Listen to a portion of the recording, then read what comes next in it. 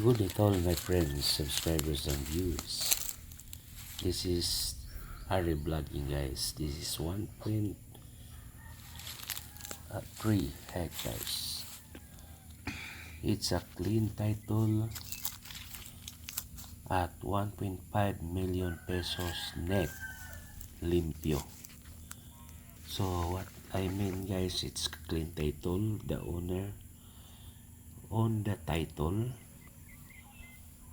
are all alive, buhi. Then this property is very nice for a farming and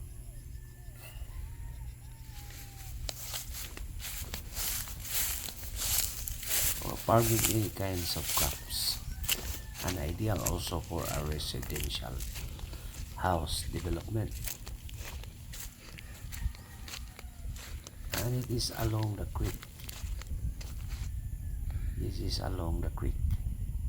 It's an overlooking, slightly sloping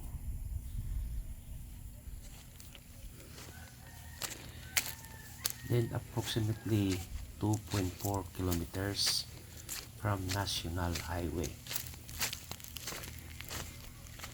1 kilometer more or less concrete road, and the rest are rough road going to the property.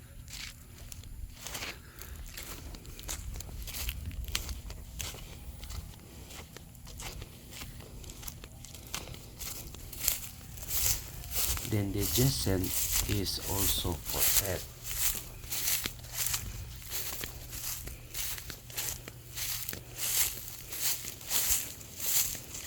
It is also for sale at the same price.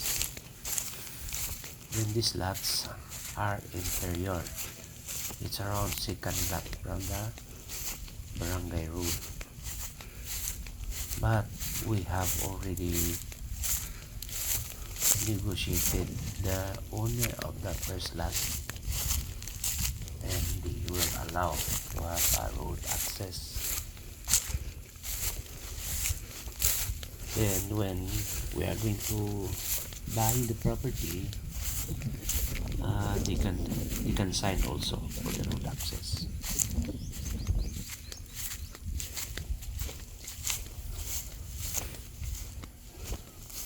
So this can be the road access going to the barangay road.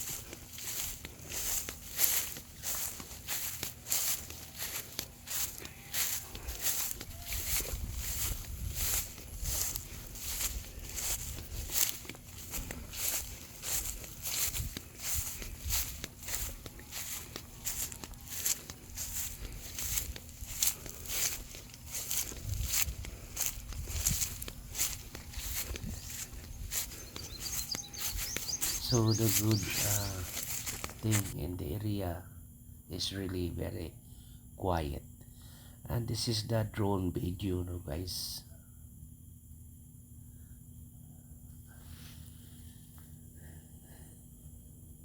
This is the drone video. These are the neighborhood.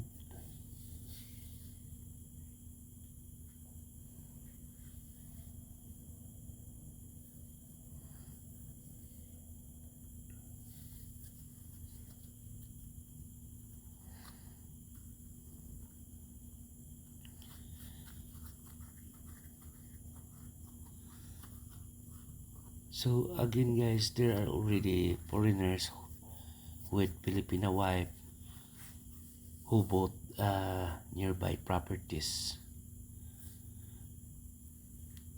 So may mga foreigner na rin nakabili sa malapit. Malapit lang guys.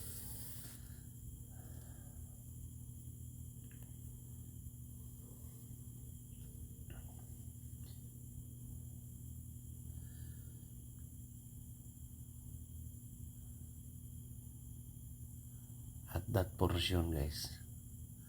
Yan.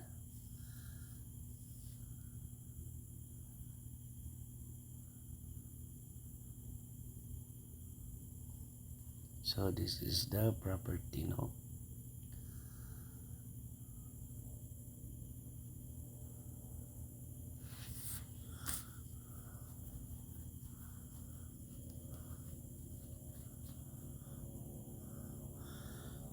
So the property is located in Barangay San Francisco, Ubay, Bohol, approximately 2 to 3 hours drive from Tagbilaran City.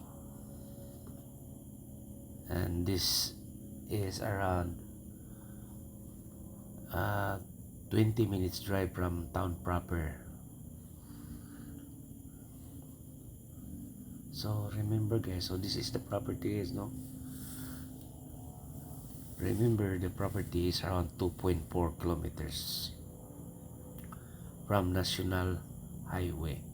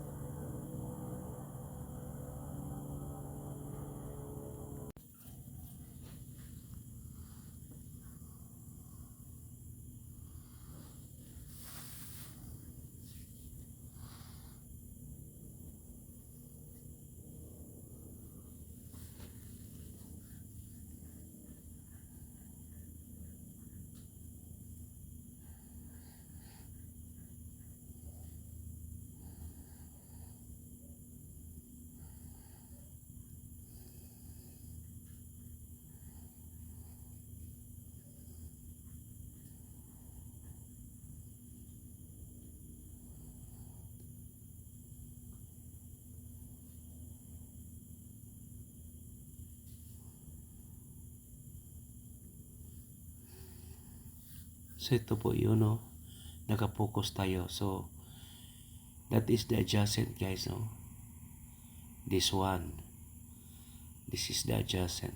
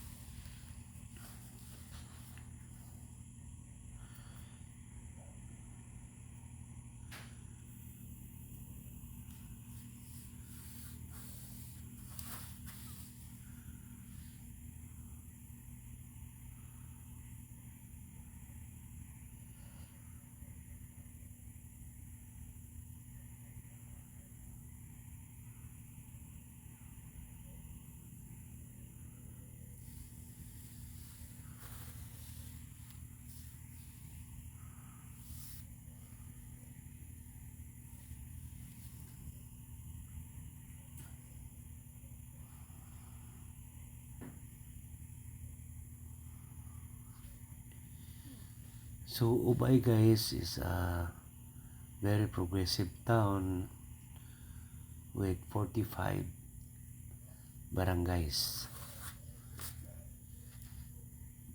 And this property or this barangay is almost at the boundary of Alicia, Bohol. Then approximately 45 minutes from Andabol White Sand Beaches. 40 to 45 minutes drive.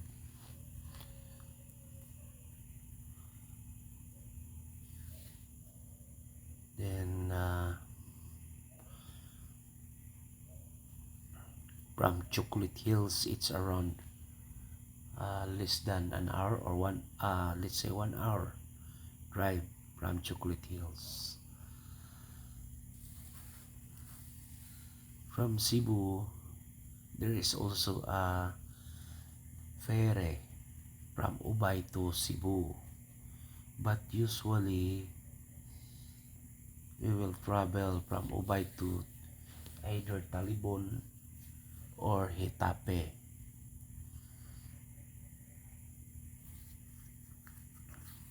Hitape Bohol.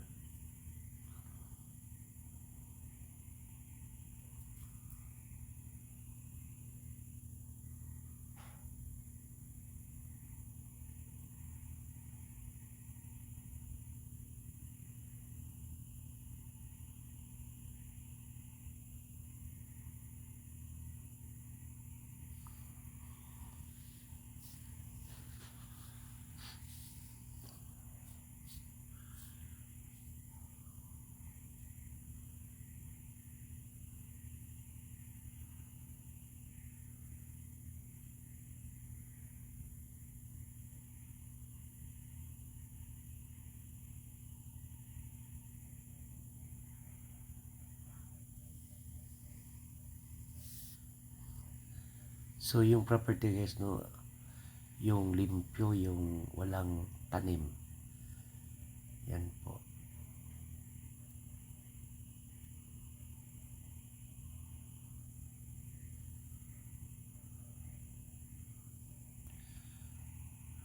For inquiries, just contact me and please subscribe our YouTube channel.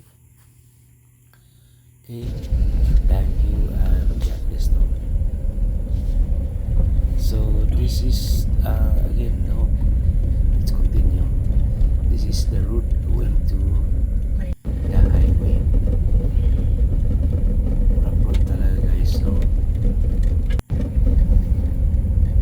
Pag umulan, may mga portions na medyo maputik. So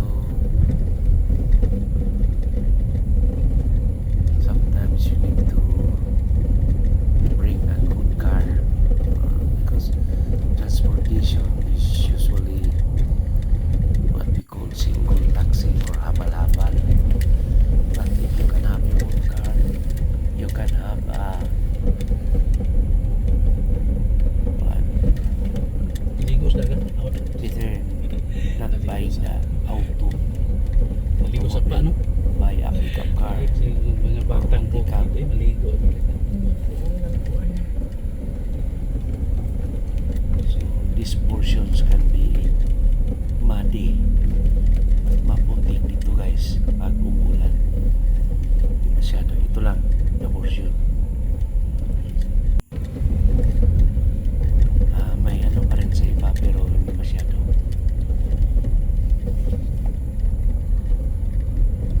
So this portion is kuha na guys, yung spillway. Nilagyan ng malaking